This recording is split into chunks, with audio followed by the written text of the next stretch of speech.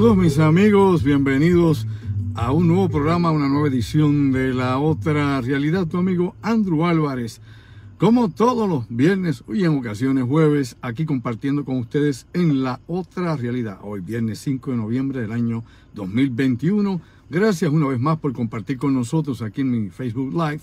Y recuerden que dentro de un rato estará con nosotros vía telefónica el ingeniero Orlando Pla, también discutiendo conmigo temas y asuntos de la mar de interesante para ponernos a pensar más allá de lo aparente. Conmigo esta noche nuestra productora Denise Bay. Denise. Saludos a todos. Denise está reparando unas cosas aquí.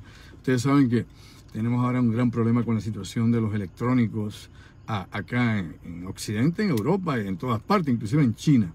Y todo esto se debe ¿no? a los microprocesadores, los microchips.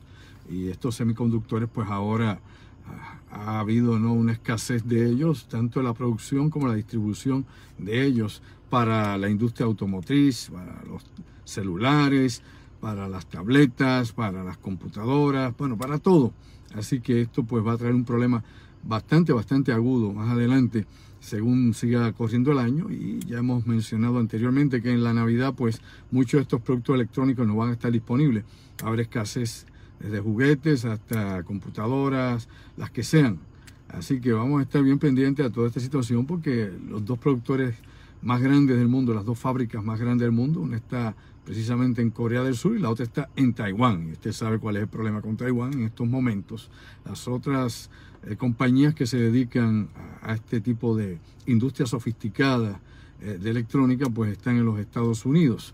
Así que esto es una tecnología que está en lucha por tomar el mercado internacional y que está muy correlacionada con el desarrollo de los algoritmos de inteligencia artificial. Vamos bien pendientes a esto, porque esto va a cambiar la economía global y tendrá efectos sobre todo tipo de consumo de los que actualmente tenemos y lo que se proyecta para el futuro.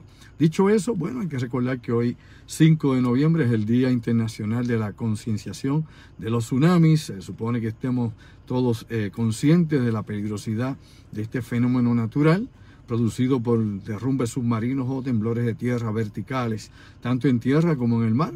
Meramente con que tiemble más de 7.1 en la escala Richter y que sea de movimiento vertical podría producirse un tsunami. Así que aquí en Puerto Rico sabemos muy bien que en los últimos años se han hecho todo tipo de simulacros. Y los simulacros que se han hecho pues más o menos han tenido relativo éxito, por no decir que han fallado, ¿no? La realidad es que la mayor parte de las personas todavía no están capacitadas para la reacción inmediata en caso de un fenómeno de esta índole aquí en la isla de Puerto Rico, siendo isleños, estando en una zona sísmica como es esta, teniendo en nuestra historia varios tsunamis también y grandes terremotos a través de los tiempos que han azotado la isla de Puerto Rico, nos han afectado. Pues la actual, diría yo, ¿no? Los actuales habitantes de Puerto Rico, nuestras actuales generaciones, pues todavía no estamos preparados realmente para enfrentar un evento de estas magnitudes. Vamos a ver. Pero haga cabeza, infórmese bien, que es lo importante, y vamos a estar siempre atentos, vigilantes a lo que pueda ocurrir acá en Puerto Rico o donde quiera que sea. Dicho eso, bueno, una noticia interesante que la voy a enlazar dentro de un rato con la participación del ingeniero Orlando Pla, que hoy nos va a estar hablando de lo último que se ha estado discutiendo sobre el magnicidio de John F. Kennedy allá en 1963 en Dallas. Es que precisamente esta semana, mi madre, hay cosas que pasan, pero bueno, no sé, pero pasan. Bueno, esta semana allá en la ciudad de Dallas se reunió un grupo de cientos y cientos de personas de la organización QAnon.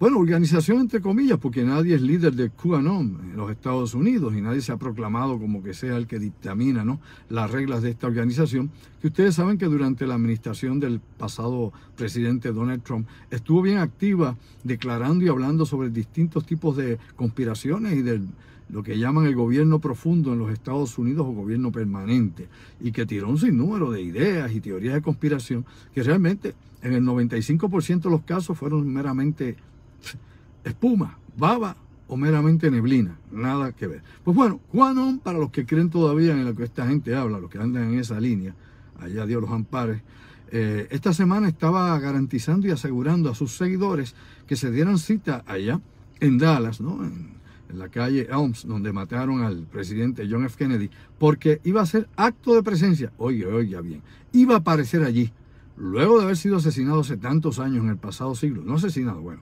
eso pues es otra teoría de conspiración, pero que sí había fallecido en un accidente de aviación el hijo del expresidente John F. Kennedy, John Kennedy, que John iba a aparecer, que no estaba muerto, que iba a hacer allí presencia física y que iba a crear una revolución en los Estados Unidos y un cambio del paradigma político de la nación, que John Kennedy iba a aparecer.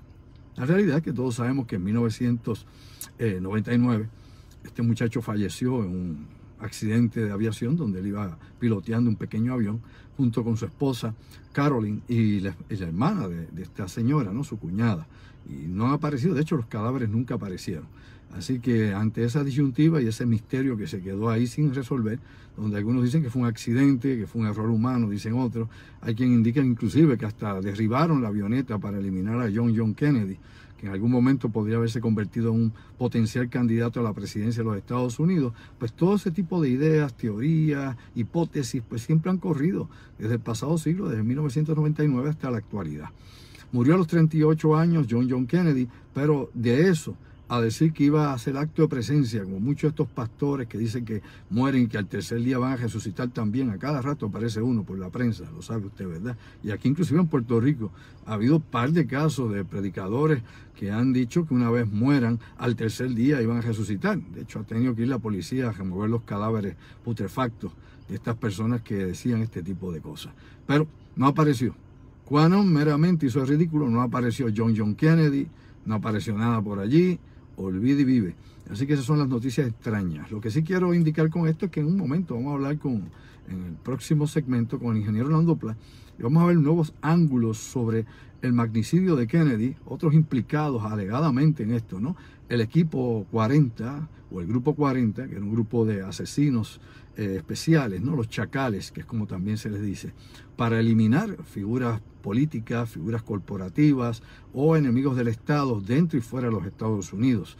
Y esto pues siempre ha estado en ese mundo nebuloso de que tal vez a lo mejor el mismo gobierno se dio un autogolpe, es decir, la Agencia Central de Inteligencia, Departamento de la Defensa y otros más, tal vez conspiraron para eliminar a Kennedy. Esas son las teorías. Usted sabe que anteriormente pues hablaba que si Fidel Castro pues estaba involucrado por la situación de los intentos de asesinato en su contra, por ejemplo, Operación Mangosta, o por el intento fallido de Bahía de Cochino, que había planificado Alan Dulles, el director de la CIA en aquel entonces. Otros decían que eran los rusos que lo querían eliminar, etcétera, etcétera. Bueno, la realidad es que la situación de Kennedy con Nikita Khrushchev y con los rusos era la mejor que se podía esperar en plena Guerra Fría. Así que los rusos lo menos que querían era eliminar a Kennedy. Y toda la documentación, como hemos hablado en conferencias, inclusive pasado programa con el ingeniero Orlando Pla, no indica que ni los cubanos ni los rusos estuvieron en alguna forma involucrados en el asesinato de Kennedy. La versión oficial sigue siendo que Lee Harvey Oswald, un ex-marine, fue quien alegadamente asesinó a Kennedy, tirando con un rifle viejo de fabricación checa, que obviamente de bolt action, que era lo peor que podía haber en el mercado para que un francotirador lo utilizara. Ni siquiera los agentes del FBI pudieron duplicar los disparos de Oswald. Pero bueno, vamos a dejarlo ahí. Ese es un tema que discutiremos dentro de un momento con el ingeniero Orlando Pla más adelante. Por otro lado, una noticia interesante que tiene que ver con la ciencia, que tiene que ver también con lo que se está haciendo actualmente para proteger a nuestro planeta, y tiene que ver con el programa DART, El programa DART, un programa de la NASA que está diseñado para desviar precisamente asteroides. Pues bien, ya está casi listo, para ser utilizado para despegar la nave que lleva la misión DART, que tiene como propósito impactar un asteroide doble, específicamente un pequeño asteroide llamado Dimorphos. Dimorphos orbita un asteroide más grande que se llama Didymos, y estos son dos asteroides, uno que orbita alrededor del otro. Didymos es más grande, su fuerza gravitacional mantiene a Dimorphos orbitando en él. La idea es que este vehículo DART impacte al pequeño, a Dimorphos, y lo desvíe, creando tal vez pues una atracción gravitacional con un golpe de energía cinética, no un impacto, no una explosión, sino un impacto, y que pueda desviar de ruta estos asteroides. Este experimento pues se está tratando, ¿no?, de ver cuán efectivo puede ser, y hay que recordar que aquí se están utilizando nuevas tecnologías que no se habían utilizado, no se conocían anteriormente. Me explico. Primeramente, el vuelo de la misión DART es completamente autónomo, es decir, la inteligencia artificial va a navegar en el espacio. NASA, desde Cabo Cañaveral ni desde Houston, va a tener ningún tipo de control sobre DART. DART lleva obviamente una programación específica, la inteligencia artificial lo va a dirigir directamente para que impacte obviamente este objeto en el espacio, ¿no? Esto es un impacto cinético, lo que va a crear para que a ver si se puede desviar, si se despegan uno del otro, o cuántos grados en el espacio pueden pues llevar, ¿no?, este tipo de fuerza con la que van a pegarle a estos asteroides, específicamente al más pequeño, como dije hace un momento, a Dimorphos. Este es el principio, ¿no?, de una serie de proyectos que van a seguir desarrollándose para implementar y utilizar nuevas tecnologías que puedan servir para defender al planeta en caso de que en algún momento pueda venir un asteroide que pueda ser peligroso para la vida en nuestro mundo. De hecho, recientemente pasó un pequeño asteroide cerca de la Tierra, más cerca de la Tierra que la misma Luna, y pues prácticamente no se pudo localizar. Algo que hemos discutido aquí muchísimas veces, y es que cuando los asteroides vienen de la parte de atrás del Sol, pues obviamente no son visibles y no se detectan. Y si no son de gran tamaño, de tamaño un camión o algo por el estilo, una casa remolque, pues básicamente son invisibles. Y cuando pasan ya prácticamente rozando la atmósfera es cuando los astrónomos, ¿no?, y los equipos que tenemos entonces los detectan. Pero aún así, un asteroide de ese tamaño podría causar una devastación en cualquier ciudad si le impactara. Por ende, hay que estar siempre atento a esto, y esto es un tema recurrente, como he dicho, lo hemos hablado muchas veces, hemos discutido Orlando y yo, lo hemos presentado en conferencias, en La Otra Realidad, por años y años y años. Hemos hablado de este asunto en muchísimas ocasiones. Pero también, esto que menciono trae un pie forzado a mencionar un proyecto que en el año 2002 se estuvo barajeando sus posibilidades. Y obviamente es la plataforma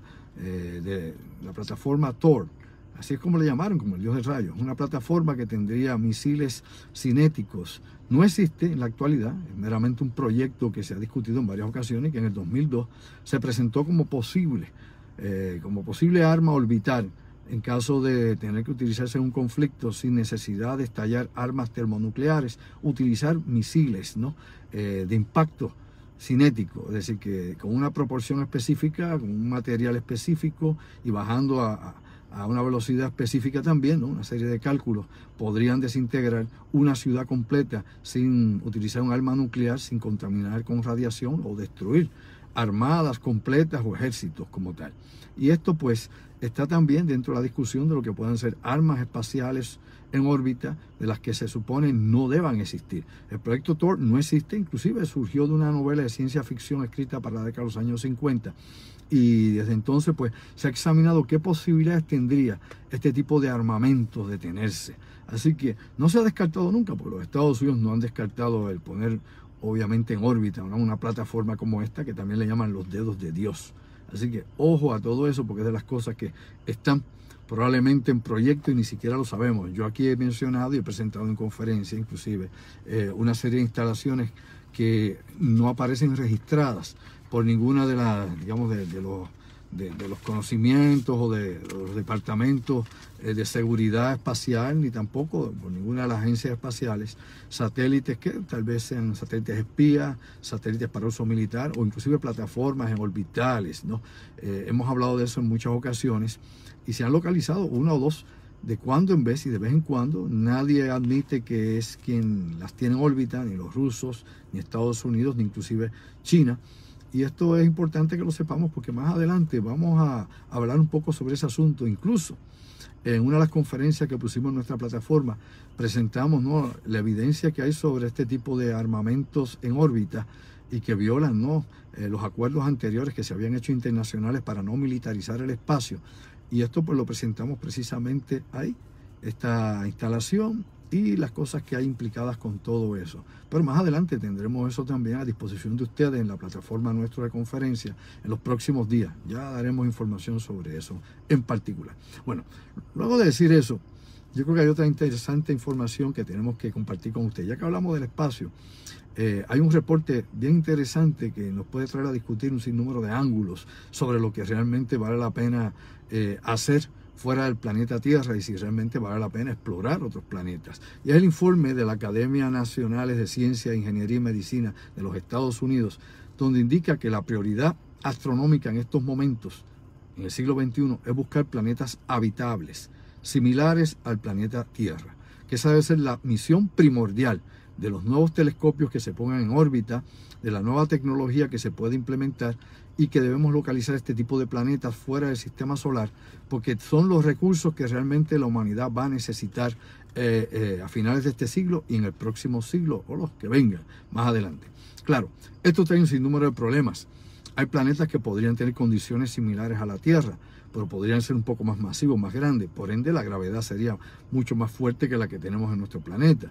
Habría que ver qué tipo de campo magnético, cómo está polarizado el campo magnético en este planeta, para ver si realmente es compatible con nosotros. Habría que ver también qué tipo de biota, microbiota, ¿no? O microorganismos hay en ese planeta.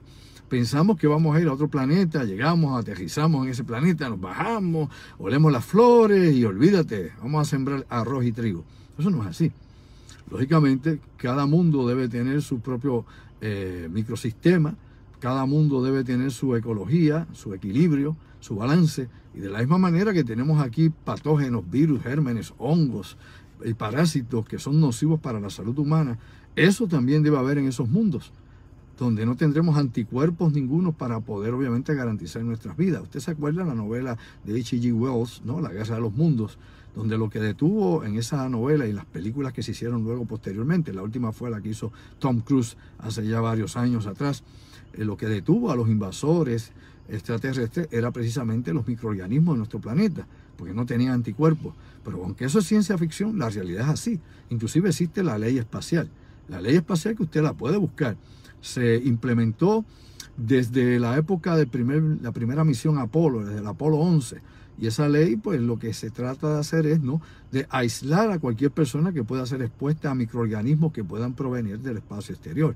Por eso, si usted recuerda, los que tienen mis canas o los que han leído, han visto documentales, una vez llegaron los astronautas del Apolo 11, el Apolo 12, el 13 no llegó, pero bueno, Apolo 11, 12, 14, 15, 16, 17, a todos ellos los pusieron en cuarentena. Usted lo recuerda, ¿verdad? Estuvieron varios días en cuarentena precisamente para evitar eso.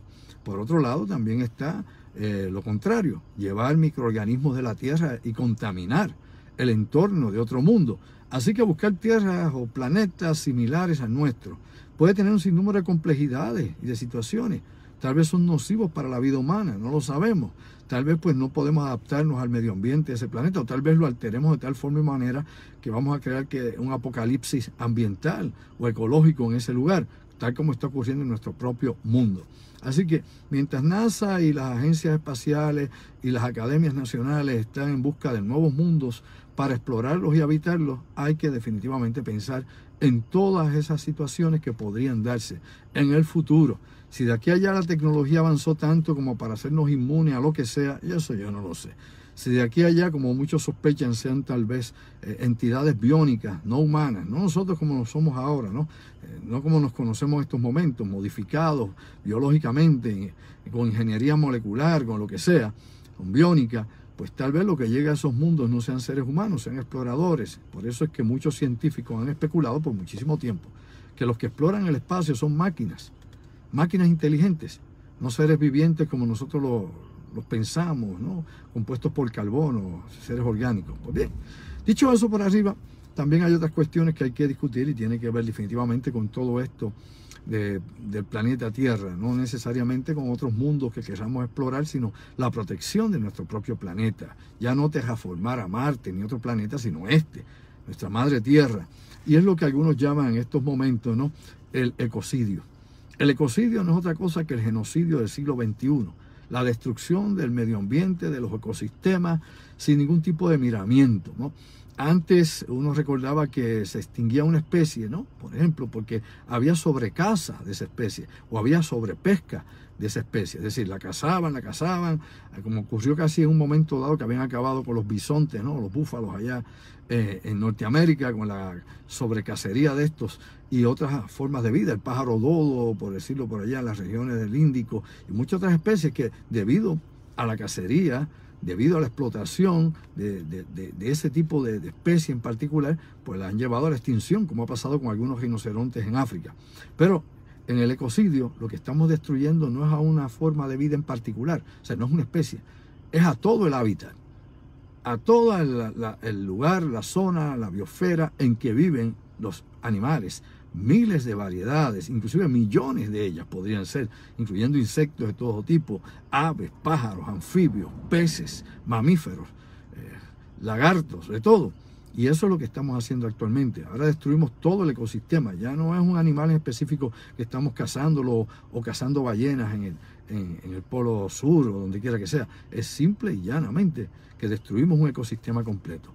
Eso es lo que ahora se está discutiendo a nivel ambiental, los efectos que el ecocidio tiene sobre el planeta, detrimentales por completo, la muerte de la diversidad biológica en nuestro mundo, que es el mayor tesoro que tiene este planeta. Este planeta se distingue no porque tenga el cielo azul, o no porque el mar se vea bonito, ni por los bosques, simplemente por la enorme variedad de la biodiversidad, la variedad de millones y millones y millones de especies, ¿no?, que conviven unas con otras en un equilibrio natural increíble.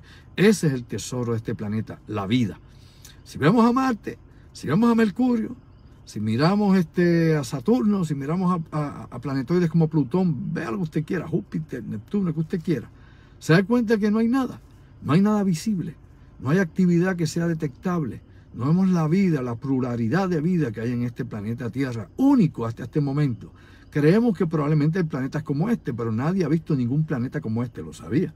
Cuando los astrónomos dicen, no, que si hemos detectado un mundo con cualidades, bla, bla, etcétera, etcétera, lo que están estudiando son que las señales de luz que vienen precisamente, un parpadeo que viene de luz desde lo profundo del espacio. Y así ellos tratan más o menos de saber qué es lo que hay allá y utilizando, ¿no?, una serie de factores para poder dividir la luz que explica ciertos tipos de gases, de composición material, etcétera, etcétera, pues entonces llegan a conclusiones indicando ese planeta es parecido a la Tierra, pero nadie lo ha visto. No sabemos realmente qué más hay, aparte de los elementos básicos que puedan ser captados y que los podamos montar acá, ¿no?, como si fuera en una estadística para tratar entonces de entender qué es lo que hay allá en el espacio realmente y si lo que estamos percibiendo en esas pulsaciones son realmente lo que creemos. Así que la realidad es que esta es nuestra casa y yo vuelvo aquí por enésima vez a indicar, hay que salvar el planeta. Si el planeta se muere, nos morimos con él. O sea, este es nuestro único hogar. Y ni a usted ni a mí nos tienen en una lista mágica en naves que todavía no tenemos a disposición para llevarnos quién sabe a dónde, cuándo y cómo. Cuando todavía estamos tratando de viajar dentro del mismo sistema solar y todavía estamos tratando de regresar a la luna. ¿Ok? Así que estamos bien atrasados en esa agenda. No se duerma tomando Maví. La realidad es que nada, ni nuestra generación, ni las próximas generaciones van a ver nada todavía fuera de este sistema solar. Vamos a empezar a raspar en la luna y luego tratar de ver qué se puede hacer en Marte. Pero de ahí para allá, esos sueños están todavía en las series de ciencia ficción. Es la realidad y lo demás es meramente mucha paja mental. Dicho eso, mientras menciono esta situación, hay otra situación que yo creo que amerita que tengamos algo de preocupación. Tiene que ver con Australia. En Australia se va a dar un fenómeno muy parecido al que se iba a cumplir, que se iba a hacer en Estados Unidos a finales del siglo XIX. Y me explico, ¿no?, de la forma más clara. Según los científicos, ¿no?, y los zoólogos y ambientalistas australianos, hay que eliminar sobre 10.000 caballos salvajes que hay en Australia, ¿no?, en los parques nacionales de Australia. Y me explico. A finales del siglo XIX, en Estados Unidos, había una sobrepoblación de Mustang, ¿no?, el caballo que desciende del caballo de los españoles, ¿no?, un caballo mestizo. Inclusive se hizo una película sobre esto que se llama Hidalgo, hace muchos años atrás, la película Hidalgo, que habla de un Mustang. Estos caballos Mustang, que eran los que corrían los indios, los nativos en las praderas, que habían, como he dicho, descendían de los caballos de los conquistadores españoles, pues poblaban todas las praderas de Estados Unidos, todas las zonas, obviamente, donde habían pastos. Y esto era un problema para los que estaban en la crianza del ganado, ¿no? Los que querían traer ganado, que querían utilizar terrenos para siembra, para lo que fuese. Por ende, en Estados Unidos se decidió que había que matar los Mustang, que había que eliminarlos todos porque no tenían ningún uso. En esa película Hidalgo, por ejemplo, que usted puede buscar, lo que se ve, aunque la trama es otra cosa, la realidad es que está implícito en la película cómo es que se logra salvar esta población al final de los Mustang. Pues ahora se quiere hacer con los Brumbies, que son estos caballos salvajes o asilverados que hay allá en Australia, porque según los guardabosques y según los zoólogos, estos caballos, que hay como 25.000 de ellos, se están comiendo el pasto, ponen en peligro el equilibrio natural de la región. Recuerde que estos animales los trajeron los europeos, estos no son autóctonos de Australia, pero por los últimos siglos pues se han reproducido libremente por allá en Australia, específicamente en la región de Nueva Gales, en Australia. La realidad es que pues ahora son un problema ambiental y ahora pues se va a comenzar matando 10.000 de estos caballos y luego pues se va a seguir eliminando en diferentes números hasta que se pueda pues erradicar el problema, porque según ellos esto pone en peligro pues otras especies, no sé, será el canguro, será el koala, será las serpientes que hay allá, taifón, no sé, lo que haya, lo que aparezca allá en Australia. Así que esta es la forma en que el ser humano siempre resuelve las situaciones, eliminando otras formas de vida que sean competencia. Así nos abrimos el camino a la evolución, desde África, Europa, Asia, donde quiera que apareció el Homo sapiens, eliminando a nuestros contrincantes, inclusive eliminando a los neandertales, todo lo que pueda ser competencia para los seres humanos. Así que en el Parque Nacional de Kosciuszko, allá en Nueva Gales, hay una gran concentración de estos caballos que, como he dicho, están en planes de ser eliminados. Dicho todo eso, vamos a pasar en un momento con el ingeniero Orlando Pla, en lo que Denise se comunica con Orlando. Yo me doy un cantazo de agua aquí, con el permiso de ustedes, para refrescar un poco la garganta y entrarnos en la segunda parte del programa, en la dinámica que tengo con mi colaborador, el ingeniero Orlando Pla.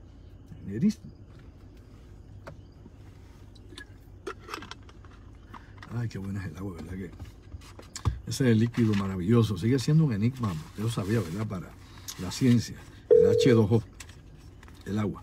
Todavía en la actualidad sigue siendo tratando de explicarse las facultades físicas que tiene el agua, su estado de congelación, flotación, el peso, composición, todo. Bueno, eso algún día lo hablaremos aquí con calma. Bueno, ya creo que está en línea ya el ingeniero Orlando Pla. Vamos a pasar a la segunda parte del programa y por aquí comienzo con mi directo amigo de siempre. Orlando, buenas noches. Buenas noches, Andrew. Supongo que ya escampó por allá. Sí, aquí, óyeme, nos decía meteorología que no iba a llover, que había poca lluvia, pero mira, hoy ha llovido como no en esta región. No sé si es que el paso de viento de allá de Yunque pasa por aquí y nos trajo toda la lluvia, pero bueno, ya escampó, hermano. Quiero hablar contigo varios asuntos, Orlando, interesantes como siempre, y específicamente quiero continuar un tema que habíamos discutido ya unas semanas atrás, sobre los papeles que no se han desclasificado del presidente John F. Kennedy, pero ahora otra versión del complot contra Kennedy. En esta ocasión pues incluye a un cubano de nombre Ricardo Morales, apodado El Mono, donde pues tú nos vas a hablar un poco sobre lo que su hijo cuenta, que su padre le contó, y las implicaciones que hubo obviamente con la Operación 40, que era uno de estos grupos que estuvo incluso en la famosa Operación Zapata, que tenía que ver con Cuba, contra lo que se llama la contrarrevolución contra Fidel, y tantas cosas más. ¿Qué se sabe sobre esto y qué es lo que se afirma ahora que está relacionado con el complot contra Kennedy? Pues mira, Andrew, resulta de que después del programa de la semana pasada donde tocamos este asunto sobre los documentos relacionados al asesinato de John F. Kennedy, en la radio, en una estación de radio de Florida salió Ricardo Morales Jr., hijo de Ricardo Morales Navarrete, alias El Mono, sobre asuntos que están relacionados con el incidente de John F. Kennedy en Dallas. Sí. Lo primero que tenemos que establecer si es que verdaderamente este señor Ricardo Morales Navarrete es una persona en la cual podemos apoyarnos en que lo que él dice tenga alguna realidad. Y este caballero está en las enciclopedias, este caballero está documentado su vida. El Washington Post, después que él fue muerto en circunstancias misteriosas en una barra en Florida. Lo describió como un espía, contraespía, mercenario, asesino confeso, terrorista, informante, traficante de drogas y operador extraordinario.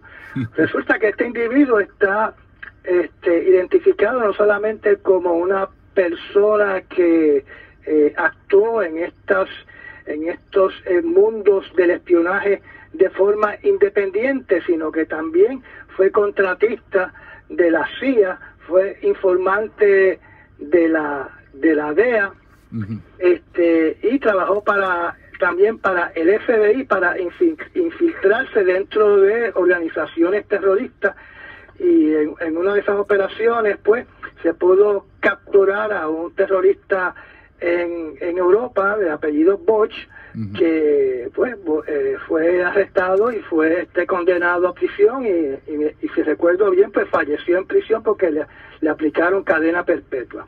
Okay, sabiendo de que esta persona es real y que esta persona existe, su hijo en esta entrevista dice que su padre, debido a que tenía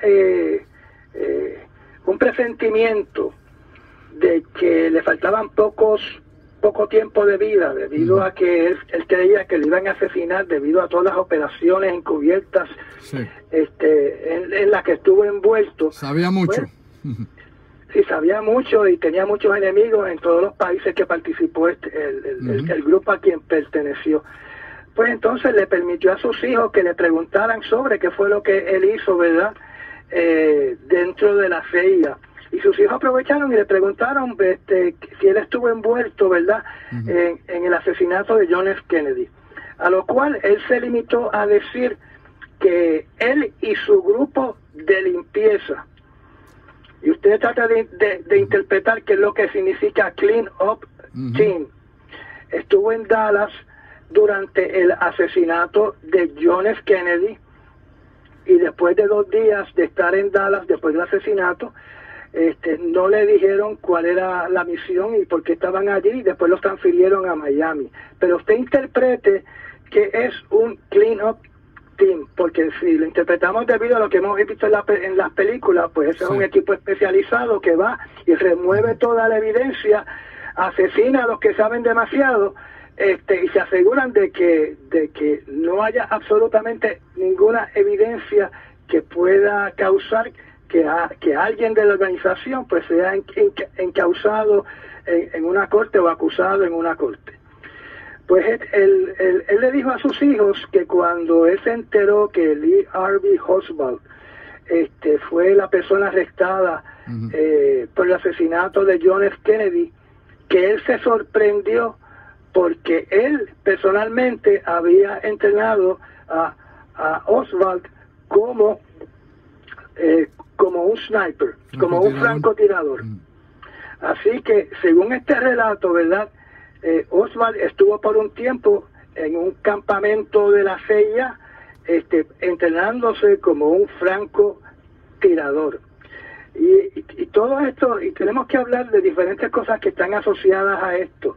Este caballero era parte de, como tú dijiste, la Operación 40. Su nombre está claramente allí escrito en uno de los participantes de este grupo, que fue, yo diría que fue reconocido, y voy a repetir eso, fue reconocido en el año 1961. Y digo reconocido porque debido a las actuaciones, ¿verdad?, y al peregrí de todas estas personas, obviamente estaban activas mucho antes de ser reconocidas. Y este grupo, según lo que está escrito, ¿verdad?, se estableció bajo el director de la CIA, el director llamado Alan Dulles. Alan Dulles. Y este director es republicano hasta el tuétano. Este individuo fue el que organizó la revuelta que puso al Shah de Irán a cargo de Irán en el 1953. Este es el individuo que organizó el golpe de Guatemala en el año 1954. Este es el individuo que organizó algo que tú has tocado mucho en tu conferencia, que es el proyecto MK Ultra, y este individuo fue el que organizó el operativo de Bahía de Cochinos, por el cual el presidente John F. Kennedy le echó la culpa del desastre de Bahía de Cochinos a él, y lo despidió de su puesto. Así que tenemos una persona que fue el director más longevo de la CIA, o sea, el que más ha durado como director de la CIA, y por lo tanto, como fue director de la CIA durante los 8 años de Eisenhower, más dentro de la administración de John F. Kennedy, pues tenía naturalmente un agarre completo de la CIA. Pues cuando Kennedy lo despide, pues Kennedy comete el error, a mi entender, comete el error de poner como director de la CIA a otro republicano que era republicano hasta el tuétano, llamado John A. McCone, donde John F. Kennedy lo pone como director de la CIA debido a que este caballero había traído a la luz pública la instalación Dimona en Israel, y había destapado el programa nuclear de bombas atómicas de Israel. Y como a John F. Kennedy no le gustó absolutamente nada de que Israel tuviera un programa nuclear y tuviera esta instalación llamada Dimona, pues lo puso a cargo de la CIA para que siguiera, ¿cómo te diría yo?, poniéndole el puño en la cara a Israel debido a esta instalación que habían construido allá para el desarrollo de armas termonucleares. Y lo curioso de todo esto, ¿verdad? Otra curiosidad del asesinato de John F. Kennedy es que la comisión Warren, la comisión Warren, este caballero Warren era también republicano hasta el tuétano, no era amiguito de John F. Kennedy, trató de ser presidente de Estados Unidos compitiendo para las elecciones contra Eisenhower, y entonces también dentro de ese grupo del Warren Commission, pues nombraron a Allen Dulles, Allen Dulles, que fue despedido por John F. Kennedy, o sea que es otra persona que tenía razones para odiar, ¿verdad?, al presidente Kennedy. Y esta comisión Warren es la que alegadamente en tiempo récord pues concluye de que Lee Harvey Oswald actuó solo y él solito mató a John F. Kennedy. El juez Warren había estado en la Corte Suprema de los Estados Unidos, tuvo problemas, como tú has dicho, inclusive tuvo problemas con Kennedy, al igual que Allen Dulles, que lo despidieron. Otro que estaba en esa comisión fue Gerald Ford, cuando era representante en la Cámara de los Estados Unidos. Y nos está bien interesante cómo es que ellos, como tú has dicho, determinaron en muy poco tiempo que todo lo que se había logrado conseguir, inclusive la famosa bala mágica y toda la prueba física y pericial, pues no concluía en contra de que hubiese un complot con más de un tirador, sino ellos, pues como tú has dicho, cazaron a Lee Harvey Oswald con esto y cerraron el pico a todo el mundo. Se murió por el otro lado los otros implicados que pudieran haber, pues obviamente desaparecieron. Bueno, queda uno con vida, uno del cual tú has hablado mucho, el que fue contratado para ir a cazar al Che Guevara en Sudamérica, que es el coronel Félix, apodado Félix el Gato, el coronel Félix Rodríguez, que en estos momentos tiene 80 años de edad, que tal vez tenga alguna información de qué fue lo que verdaderamente pasó durante el asesinato de John F. Kennedy. Lo curioso es que asesinan a Ricardo Morales Navarrete, ¿verdad? A los 43 años de edad, en situaciones extrañas. Dijeron que era homicidio justificado en esa alegada pelea que hubo en esa barra en Florida. Y eso naturalmente a ti y a mí nos recuerda al famoso Barry Seals, que también fue asesinado, y que conocía mucho de los operativos de la CIA en sus operaciones de traer droga de Sudamérica. Mira, fíjate, Jack Ruby mata a Lee Harvey Oswald, muere de cáncer rápido, un cáncer terminal en la cárcel, nunca llegó a hablar, más allá de lo que dijo que iba a hablar, nunca lo habló. Félix Rodríguez, como tú dices, muy amigo de Ignacio Rivera, que fue ex agente de la CIA aquí en Puerto Rico. Barry Seal, que de hecho hay una película por ahí que no dice que la verdad que es una falta de respeto a la historia, porque Barry Seal estaba en el equipo 40 de los años 60, así que participaba en la actividad de la CIA. Inclusive Barry Seal era de los pilotos que repartía y tiraba en avión armas en la misma revolución cubana, porque en un momento, para que la gente sepa, cuando comenzó Fidel Castro y comenzó en Sierra Maestra, inclusive la CIA le proporcionó armamentos, y Barry Seals era uno de los pilotos que repartía, tiraba las armas de los aviones en Sierra Maestra. O sea, hay mucha gente implicada. Había un tipo que era Frank Stewart, que era uno de los francotiradores que sí estuvieron alegadamente en el grupo que eliminó a Kennedy. Cuando tú hablas de este grupo, ¿verdad? Y mencionaste a Ricardo Morales, aparentemente ese era el grupo B, Orlando, o el grupo C. Estas operaciones de esa magnitud tienen un grupo A, un grupo B y un grupo C, dependiendo qué unidad sea la que le toque la eliminación. Y eso lo hemos visto en operaciones, por ejemplo, clandestinas, en operaciones de mercenarios, donde se escogen varios tiradores y ninguno de esos tiradores sabe cuál es el que va a jalar el gatillo hasta que le indican a último momento que es él el que va a darle al blanco. Mientras tanto, los demás están en reserva. Así que esto puede ser algo tan y tan complicado, como tú has mencionado conmigo aquí muchas veces, que por eso tal vez todavía los documentos no los han liberado, Orlando. Sí, pero aparentemente de la manera que se oye el ruido del río, ¿verdad? El caudal del río, sí. Todo esto, el que está en el medio es la CIA. Oh, no, definitivamente, y sus asociados en el Pentágono, de eso no hay duda. Bueno, vamos a dejar eso para la historia porque de eso tendremos mucho que hablar más adelante, y hay muchos temas sobre Kennedy, sobre obviamente Oswald, el doble de Oswald que estaba también en la Operación 40, que tenían un doble de Oswald que lo usaron para que fuera a México y se hiciera pasar por él en la embajada rusa. Pero vamos a otra cuestión también en la actualidad que yo creo que también nos tiene que poner a pensar más allá de lo aparente. Orlando, hay una noticia que se da sobre Irak y tiene que ver con ExxonMobil, que alegadamente se retira de la explotación de los campos petroleros de Irak y le deja paso ahora a Petrochina. Es decir, la ExxonMobil se mueve y deja ahora a los chinos a cargo de la explotación de petróleo de Irak. ¡Wow!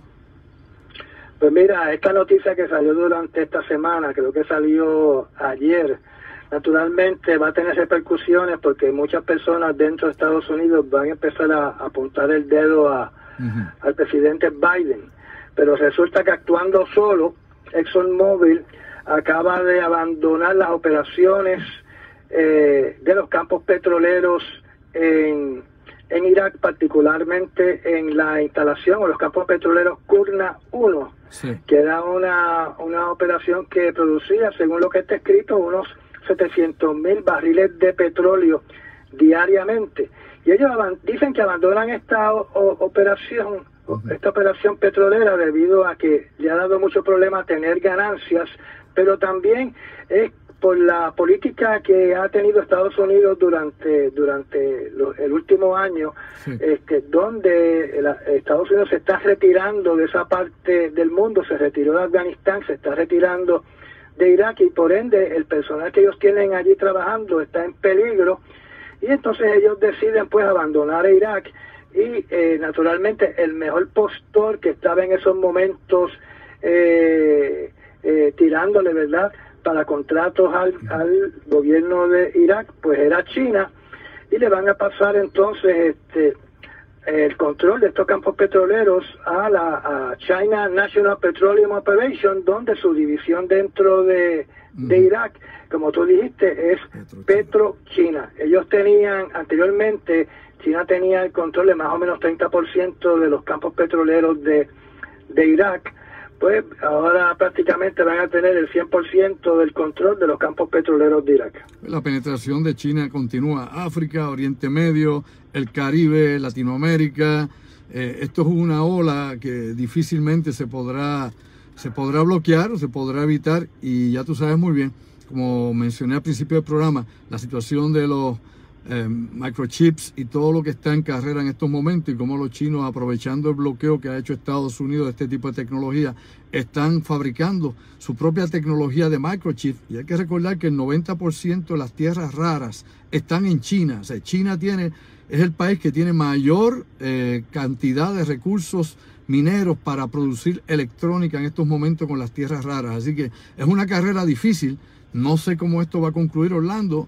En algún momento, pues, esto va a llegar a su límite y ahí veremos entonces qué es lo que le viene al mundo o cómo resolverán estas naciones ese conflicto. No es fácil. Estados Unidos se va a tener que mover a ver si dentro de sus costas, su plataforma continental, o sea, debajo del mar, puede conseguir todos esos minerales raros que necesita para seguir con su industria electrónica. Oye, otra situación que quiero discutir contigo también.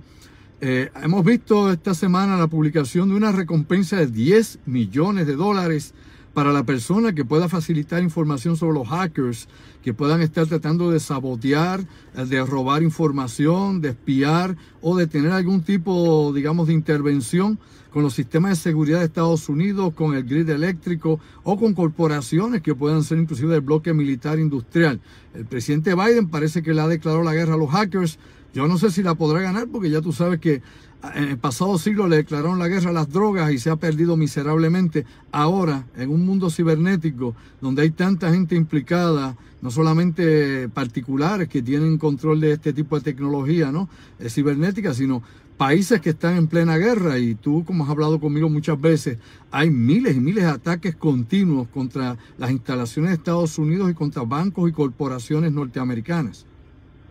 Eso es así, pero esta recompensa que ha salido, que por lo menos yo la vi por primera vez en el día de ayer en Facebook, donde el FBI está ofreciendo $10 millones por cualquier información que lleve al arresto y la convicción de cualquier organización de hackers o cualquier hacker en específico que esté atacando a Estados Unidos.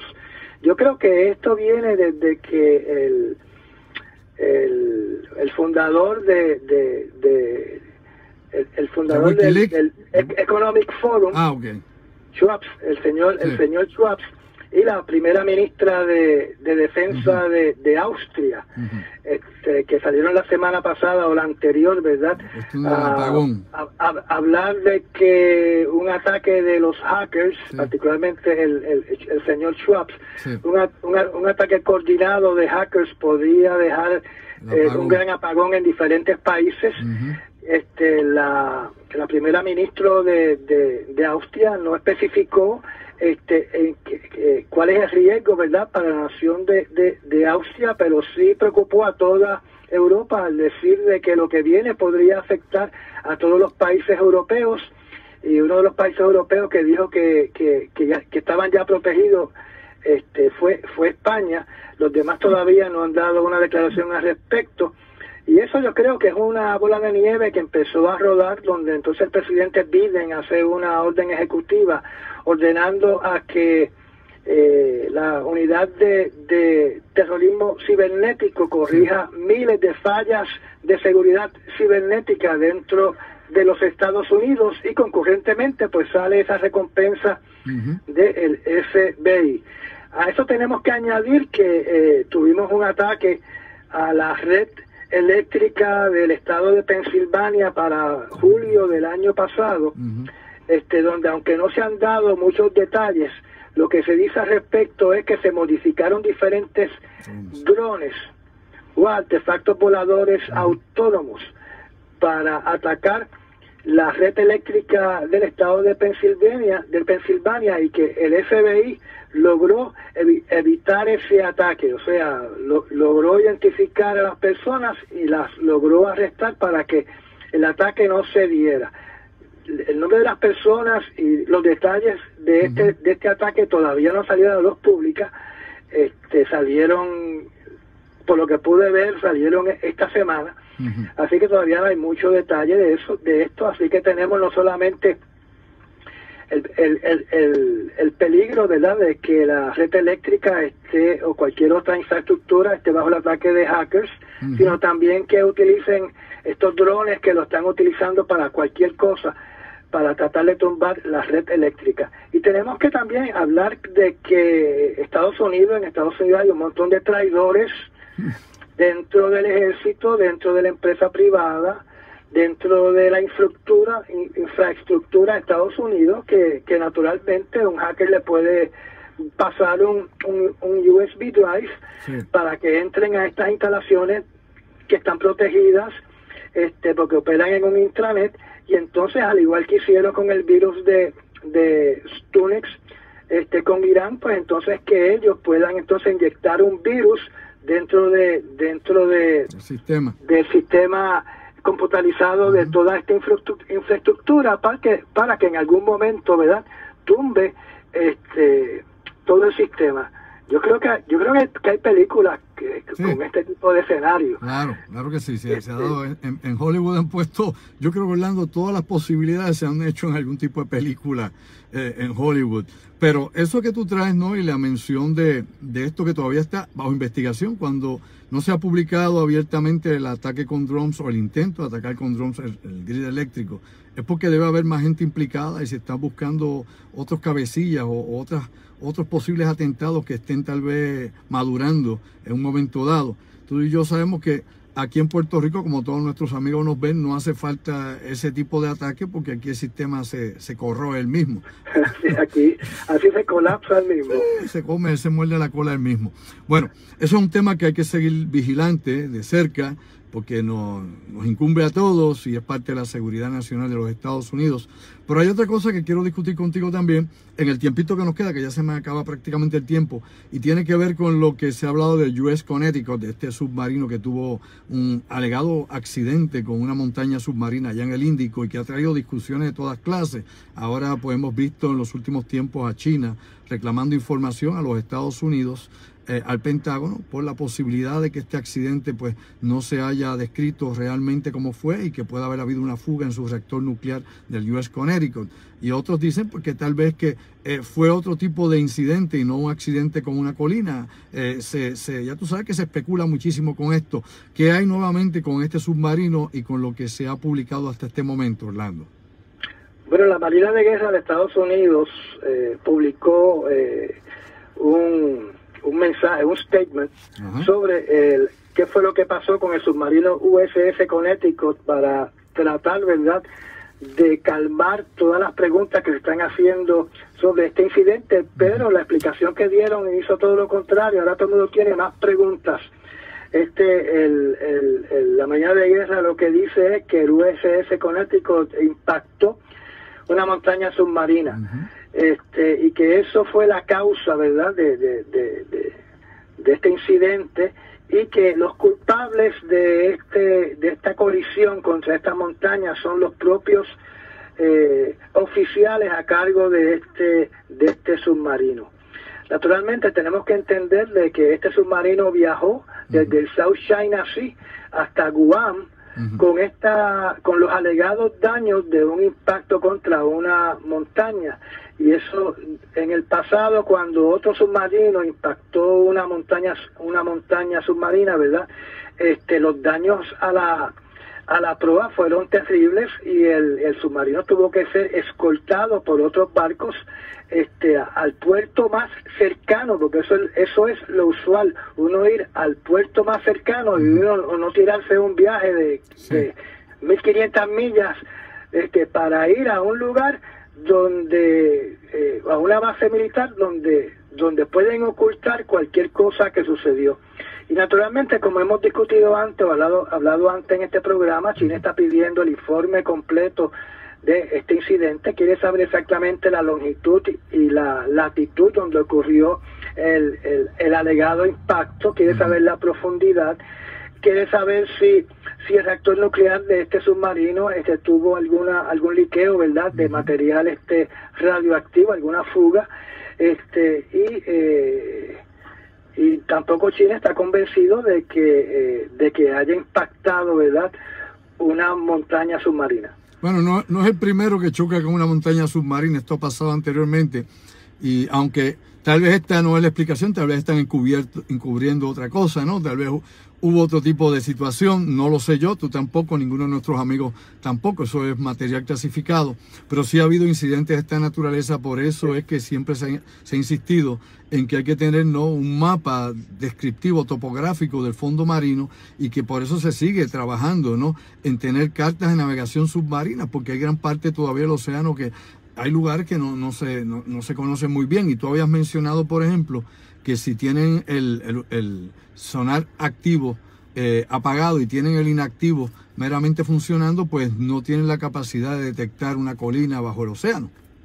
Sí, y tenemos que añadir que las fotografías que se tomaron del USS Connecticut, aéreas, porque hay personas que pasaron por encima del submarino para tocar fotos. Esas fotos, en esas fotos uno no ve que la proa del submarino tenga daños por una colisión a una montaña submarina. O sea, los daños visuales de las fotografías tomadas no son equivalentes a los daños que causaron al submarino anterior que impactó una de estas montañas submarinas. Todos estos incidentes, sean de submarinos rusos, franceses, estadounidenses, siempre se mantienen con el mayor material clasificado, inclusive el San Juan, que se hundió de los argentinos, el Treasure, el Scorpion, por ejemplo, el Kursk de los rusos. Bueno, todos siempre están obviamente en esta madeja de información, y especialmente los que son más modernos, porque son submarinos nucleares o tienen armamento nuclear, por ende pues es sumamente sensitivo el manejar este tipo de información y material. ¿Quién sabe lo que hay bajo el mar? Hay quienes hablan de los OVNIs, ¿verdad? Hay quienes hablan de drones submarinos. Se hablan de un sinnúmero de situaciones que puedan darse y que puedan quedar, ¿no?, como material delicado, clasificado, Orlando. Así que veamos a ver qué al final de cuentas nos dicen con todo esto, y si no se repite este tipo de incidentes más adelante. Eso es así. Mira, y para terminar, tenemos la noticia de el fiordo que hay allá por Noruega, en la en la bahía Bogen, donde salió una noticia en una revista, en un portal reconocido que es el Business Insider, donde Estados Unidos está armando un hospital de estos móviles dentro de un sistema de cuevas en Noruega, y eso es lo que llama la atención. Está armando un hospital dentro de un sistema de cuevas. O sea, no es que lo esté guardando dentro del sistema de cuevas, sino es que lo está armando para hacerlo funcional. Y en ese sistema de cuevas es donde Estados Unidos, bajo un tratado que tiene con Noruega, es donde guarda las municiones, los cañones, las tanquetas, y todo el material necesario para poder sostener una guerra en Europa, enfocado, ¿verdad?, a proteger a Europa contra Rusia. Hecho, y entonces pues se cree, ¿verdad? Se cree que están armando ese hospital debido a que a la condición, al desmejoramiento de las relaciones diplomáticas entre Estados Unidos y Rusia. Sí, definitivamente. Sabemos que desde la época de Trump ya habían sido movidas algunas unidades de la infantería marina para reforzar esas zonas allá en Noruega. Pero vamos a ver qué pasa. La OTAN por un lado, los rusos por otro, los chinos. Este es un pandemonio en lo que tenemos en nuestro mundo actualmente. Mientras tanto, tú y yo pues estaremos acá todas las semanas tratando de discutir algunos de estos asuntos y de ver qué es lo que está ocurriendo, ¿no?, en el panorama mundial. Orlando, gracias como siempre por participar con nosotros y colaborar en el programa La Otra Realidad. Un placer estar contigo por la noche, ya sea jueves o viernes. Así es. Y me saludas como siempre a los que te oyen y a los que te ven. Seguro que sí. Gracias, Orlando. Que tengas buenas noches. Bueno, mis amigos, era el ingeniero Orlando Pla, como siempre. Ya llevamos muchos años, desde el año 1996 hasta la actualidad. Orlando y yo hemos estado compartiendo en este coloquio de análisis de asuntos internacionales, de eventos, ¿qué diría yo?, insólitos, y de tantas cosas que pasan en nuestro mundo, que en ocasiones pues pasan desapercibidas algunas, y que otras pues la gente no le toma no lo toma con la seriedad necesaria para poder darse cuenta de qué es lo que está pasando aquí. Yo les agradezco a ustedes una vez más, como siempre, su sintonía. A mi productora Denise Bay. Denise, ¿qué hay que decir por ahí? Sí, gracias a todos los que se conectaron en un viernes a las 8 y un poquito más de la noche. Recuerde pasar por el canal de YouTube, como siempre les digo, Andrew Álvarez Chardón, para que siempre apoyen nuestro contenido y así pues otras personas se puedan beneficiar del mismo. Gracias, mis amigos. Compartan este programa con quienes ustedes creen que quieran ver más allá de lo aparente. Esta ahora se queda aquí en mi página Andrew Álvarez Chardón, página oficial en Facebook. Nuestro webmaster Carlos Figueroa lo va a subir obviamente a mi canal de YouTube, Andrew Álvarez Chardón. Te suscribes a ese canal, le das a la campanita y estamos todos aquí en sintonía, en la buena vibra, para ver más allá de lo aparente. Gracias como siempre por su colaboración, por su apoyo. Hacemos lo que se puede con lo que se tiene y siempre esté pendiente a lo que hay en el mundo. Recuerda que el que conoce el secreto posee el poder. Esa es parte de la dinámica de este mundo de manipulación y control, del Matrix en que estamos todos. Así que no hay tiempo para más. Gracias a usted. Lo dejo con un poco de la música que yo compongo para mi banda erótica. Creo que la semana que viene comenzamos los ensayos eróticos, así que algo tiraré en vivo para que ustedes pues disfruten algo del ruido que yo hago. Así que gracias a ustedes, Denise. Y las personas que deseen tener el CD de Body of Sense, sí. Son dos, pero el que tengo ahora mismo disponible es Body of Sense del grupo Erótica, tu grupo, Andrew. Pueden comunicarse al 787-579-8600. 579-8600. Recuerden que le hacemos envío donde quiera que usted esté, así que eso no hay ningún problema. Y si está en el área metropolitana, también podemos hacer el acuerdo para llegar a un punto medio y podérselo entregar. También lo puede firmar. Así claro, ¿no? Si usted quiere, yo se lo firmo también. Seguro que sí. Gracias, mis amigos. No hay tiempo para más. Que tengan un buen fin de semana, que lo disfruten, cuídense, que la cosa no está buena. Como he dicho, oído en tierra, ojo avisor. Es cuestión de usar el sentido común. Así que se me cuida muchísimo y te lo digo una vez más. Sayonara. Buenas noches.